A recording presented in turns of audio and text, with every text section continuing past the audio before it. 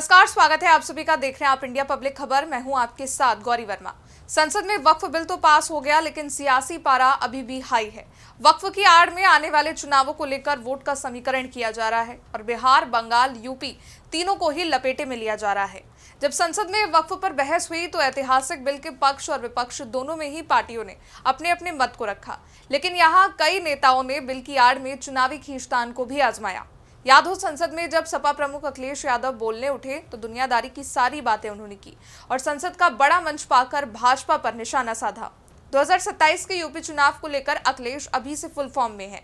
संसद में उन्होंने कई सारे चुनावी तंज कसे, जिसके बाद गृह मंत्री अमित शाह और सपा प्रमुख अखिलेश यादव दोनों के बीच मीठी तकरार हुई।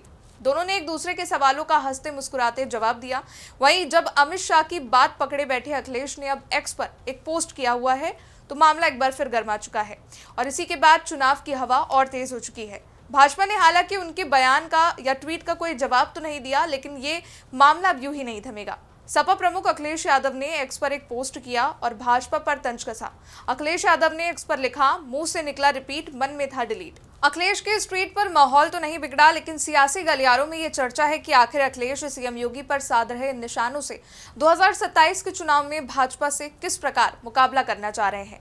ये शुरुआत फिलहाल 2 अप्रैल को हुई थी, जब संसद में पहुंचे अखिलेश और अमित शाह के बीच जुबानी जंग शुरू हुई थी। दरअसल अखिलेश यादव जब संसद में भाषण देने उठे तो यूपी पर बात करते हुए उन्होंने बातों को घुमा फिराकर भाजपा में आपसी नेताओं की खटपट को लेकर तंज कसा था। और देखा जाए तो लंबे वक्त से अखिलेश यादव भाजपा पर और योगी सरकार पर निशाना साध रहे हैं। फिलहाल अखिलेश यादव के इन कटाक्ष का अमित शाह ने भी जवाब दिया। इसके बाद जब अमित शाह भाषण देने उठे तो अखिलेश ने फिर उनसे सवाल किया कि योगी जी पर क्या कहेंगे, तो अमित शाह ने बड़ी बेबाकी से जवाब दिया कि वो भी रिपीट होंगे। इस जवाब को सुनने के बाद तमाम नेताओं की कयासबाजियों पर विराम लग गया है। असल में विपक्षी नेताओं की ओर से लगातार कई दिनों से ये जाहिर करने की कोशिश की जा रही थी कि बीजेपी में दिल्ली और लखनऊ के बीच सब ठीक नहीं है, गुटबाजी चल रही है। यही नहीं, कुछ दिनों पहले ही अखिलेश ने एक और बयान दिया था, जहां उन्होंने कहा था, मुझे एक अखबार से पता चला कि एक विधायक कह रहे हैं कि दिल्ली का सबसे अच्छा रिप्लेसमेंट कर सकता है तो योगी जी कर सकते हैं। अब पता नहीं किसका रिप्लेसमेंट होने जा रहा है। अखिलेश यादव ने कहा था कि कौन से बाबा दिल्ली चले गए, महाकुंभ तो खत्म हो गया। ये बात मैं भी नहीं समझ पा रहा हूँ कि एक विधायक कौन से बाबा को दिल्ली भेजने की बात कह रहे थे। यही नहीं, कुछ ही दिनों पहले आगरा में समाजवादी पार्टी के सांसद रामजी लाल सुमन के राणा सांगा पर दिए गए बयान को लेकर भी बवाल हुआ था, जिसके बाद करणी सेना के लोगों ने सांसद के घर पर विरोध प्रदर्शन किया। यही नहीं, तोड़फोड़ भी हुई और इस घटना को लेकर अखिलेश यादव ने सीधे योगी आदित्यनाथ को निशाने पर लिया था।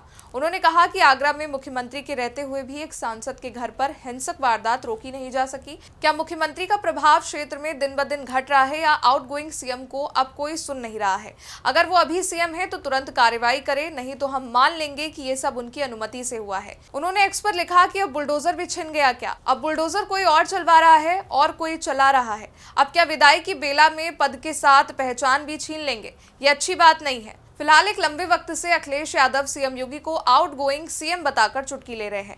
तो उधर गृह मंत्री अमित शाह ने वक्फ बिल पर बहस में भाग लेते हुए योगी के यूपी सीएम के रूप में तीसरे टर्म में कंटिन्यू होने की बात कहकर अखिलेश यादव की बोलती बंद की। लेकिन फिर भी अखिलेश यादव ने एक ट्वीट कर तंज कसा कि मन में डिलीट और मुंह पर रिपीट है। याद हो, इस बारे में कुछ दिनों पहले खुद सीएम योगी आदित्यनाथ ने भी जवाब दिया था, जब एक निजी इंटरव्यू में उनसे पूछा गया था कि क्या उन्हें उनके सीएम पद को लेकर जो अफवाहें हैं वो सही हैं। तब सीएम योगी ने सीधे सीधे बीजेपी के केंद्रीय नेताओं के साथ मतभेद की खबरों को खारिज कर दिया। सीएम योगी ने कहा कि वो पार्टी की वजह से ही सीएम की कुर्सी पर है। केंद्रीय नेताओं के साथ मतभेद करके क्या मैं यहाँ पर बैठा रह सकता हूँ? बाकी बोलने के लिए कोई कुछ भी बोलता है, किसी का मुंह थोड़े ही बंद कर सकते हैं।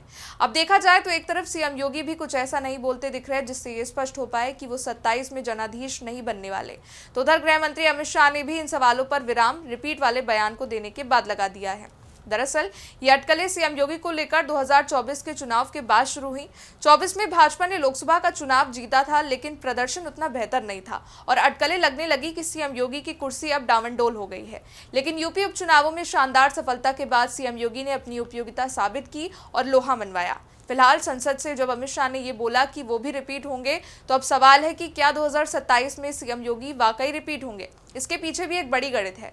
आज के वक्त में योगी आदित्यनाथ की लोकप्रियता चरम पर है। देश भर के भाजपा नेता उन्हें चुनावों के चुनावी रैली में आने के लिए बुलाते हैं। पूरे देश में मोदी के उत्तराधिकारी की जब बात होती है तो योगी और अमित शाह के रूप में दो नाम ही सामने आते हैं। अगर योगी को उत्तर प्रदेश सीएम का एक और टर्म मिल जाता है तो जाहिर है बीजेपी में कुछ दिनों के लिए सबसे बड़े पद के लिए होने वाली प्रतिस्पर्धा की चर्चा पर भी विराम लग सकता है, क्योंकि एक इंटरव्यू में सीएम योगी आदित्यनाथ को भी पीएम पद का दावेदार भी बताया गया था। लेकिन इस पर बात करते हुए सीएम योगी ने साफ इनकार कर दिया और कहा था कि पार्टी ये तय करती है कि किसको कौन सी जिम्मेदारी देश की जनता के लिए देनी है। फिलहाल अब मान लिया जाना चाहिए कि बीजेपी, लखनऊ और दिल्ली के बीच कोई मतभेद न रहा है और न भविष्य में रहेगा। अब अखिलेश और भाजपा के बीच ये जुबानी जंग अभी बरकरार है। माना भी जा रहा है कि 2027 तक ये जुबानी जंग बरकरार रहेगी। अखिलेश लगातार 2027 के जनाधीश बनने के लिए बेताब तो है ही, लेकिन बीजेपी के अंदर क्या चल रहा है ये भी जानने के लिए उत्सुक हैं।